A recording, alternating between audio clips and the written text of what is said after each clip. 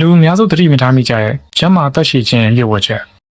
ဒေါက်တာပီတာအတီးယားရဲ့စကားရရင်တစ်ဆင့်ကောက်နှုတ်ထားတာဖြစ်ပါတယ်။ပတ်စင်နိုင်ပေါင်း30နီးပါးရေကူးလက်ကျင်ငန်းလုပ်နေတယ်။ကိုလည်းအရင်ကျမ်းမာတဲ့အာကာသသမားတယောက်လိုထင်နေပေမဲ့တကယ်တမ်းမှာတော့စီးချိုယောဂဖြစ်ဖို့လမ်းစာပြိုးနေပြီဆိုတော့သိလိုက်ရဘလို့နေမလဲ။ဒါကဘာကျော်ကျမ်းမာရေးပညာရှင်ဒေါက်တာပီတာအတီးယားကိုလည်းကြုံတွေ့ခဲ့ရတဲ့အဖြစ်ပြပါ။သူကလူဦးရေ80ရာခိုင်နှုန်းလောက်ဟာတကယ်တမ်းမှာကျမ်းမာမနေကြဘူးလို့ဆိုပါတယ်။ကျွန်တော်တို့ရဲ့ဘဝသက်တမ်းမကုန်ဆုံးခင်မှာဒါကဘလို့မျိုးကြွတင်ပြည့်စင်နိုင်မလဲဆိုတော့သူကအခုလိုရှင်းပြလာပါတယ်။ပုံမင်းရင်ရောချင်းဆိုတာဝေဖွားကလေးကစတင်ခဲ့တဲ့ဖြစ်စဉ်တစ်ခုပါကျွန်တော်တို့အများစုကယောဂဝေဒနာအပြင်းထန်မခံစားရမရှင်ကိုကျမ်းမာတယ်လို့ထင်တတ်ကြပါတယ်ဒါအမြဲတော့မမှန်ပါဘူးနှလုံးယောဂနဲ့လက်ဖြတ်တာလိုမျိုးယောဂကြီးတွေကကျွန်တော်တို့မွေးကလေးကနေစတင်နေတာပါသွေးကြောတွေဖြည်းဖြည်းမာလာတာပိတ်လာတာဟာဆယ်စုနှစ်နဲ့ချီပြီးတက်တက်လေးဖြစ်ပွားနေတာပါလူငယ်တွေမှာနှလုံးယောဂအခုချက်ချင်းမဖြစ်သေးပေမဲ့သူတို့ရဲ့သွေးကြောတွေမှာတော့ရိုးဗီဇဆစ်လက်တောက်တာနဲ့ကိုရင်းစီကဖြစ်စဉ်တွေပေါ်မှာမူတည်ပြီးယောဂတဖြည်းဖြည်းအမြင့်တွယ်နေခဲ့ပါတယ်အသက်20ကျော်30ရွယ်တွေဟာကျမ်းမာရေးနဲ့ဉာဏ်ရည်ဉာဏ်တွေမှာအကောင်းဆုံးချိန်ဖြစ်ပြီးအဲဒီနောက်ပိုင်းမှာတော့တဖြည်းဖြည်းအကြဘက်ကိုရောက်လာပါတယ်ကျမ်းမာဖို့ကြိုးစားရဆိုတာက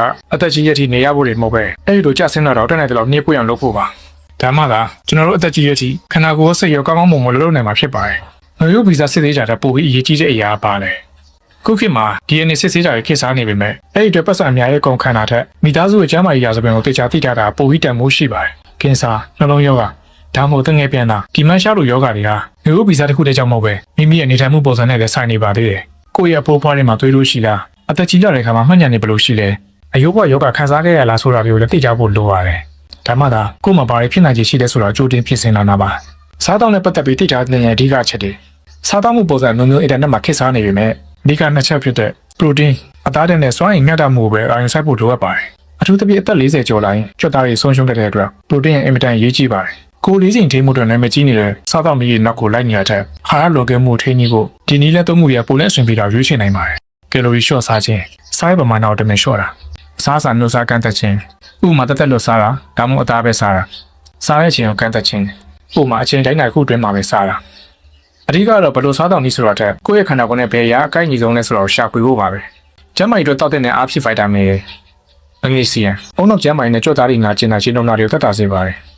ငါကြီးစီနှလုံးနဲ့အုံနောက်ကိုကာဝယ်ပေးတဲ့ EPA နဲ့ GH ပါဝင်တဲ့မျိုးစားကိုရေးတောက်ပါဗိုက်တာမင် Tလူတော်များများကနေရာရင်းကထိတွေ့မှုနေတဲ့အတွက်ဗိုက်တာမင် T ပမာဏတော်တော်လောက်ရရှိအောင်ဂရုစိုက်ပါ probiotics အစာချေစနစ်နဲ့တရားတက်ကိုထိန်းညှိပေးဖို့တောက်တဲ့မှာအရေးကြီးဆုံးညှို့ဝှက်ချက်ကတော့စိတ်ကျန်းမာရေးပါလူတယောက်ကစိတ်ဆင်းရဲနေရင်ခန္ဓာကိုယ်ဘလောက်ကျန်းမာနေပါလဲရေရှည်မှာဆင်ပြေမှာမဟုတ်ပါဘူးတချို့သူတွေမှာအရာရာကိုထိန်းချုပ်ချင်တာအကောင်းဆုံးဖြစ်ချင်တာစတဲ့စိတ်နေစိတ်ထားတဲ့ကြောင့်စိတ်ဖိစီးပွားတဲ့ကစင်ခန္ဓာကိုယ်ကျန်းမာရေးကိုရှိကြလာပါလိမ့်မယ်ကျွန်တော်တို့အားလုံးမှာကိုယ်စီခံစားရတဲ့စိတ်တန်ရာတွေရှိပါတယ်ဒါကဘာလို့မှအပြီးပိုင်ပြတ်ဖို့တမမဟုတ်ပဲအမြဲတမ်းဒီယူဆိုင်ပြုပြင်နေရမယ့်အရာပါလူမှုဆက်ဆံရေးကောင်းတာတွေပတ်ဝန်းကျင်နဲ့ယဉ်ကျေးကျွမ်းဝင်တာတွေဟာဘဝကိုပျော်ရွှင်စေပြီးအသက်ရှည်ရာကျိုးနှက်စီတဲ့အကြီးမားဆုံးအကြောင်းရင်းနေပါပဲဒါကြောင့်အပြောင်းလဲတွေလုပ်ဖို့ဒီနေ့ပဲစတင်နိုင်ပါမနက်7:00 နာရီမတိုင်ခင်မှာဖုန်းမကင်ပါနဲ့အောင်အဲ့ဒီချိန်တွေကိုမိသားစုနဲ့စကားပြောတာရေးချင်ငန်းလုပ်တာတွေအတွက်ပဲသုံးပါ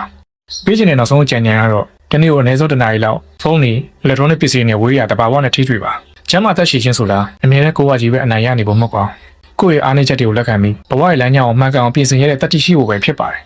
ဒီအကြောင်းအရာအကျိုးရှိရဆိုရင်ကွန်မန့်မှာ yes လို့ရေးခဲ့ပါနောက်တွေအတွက်လည်း share ပေးပါအောင်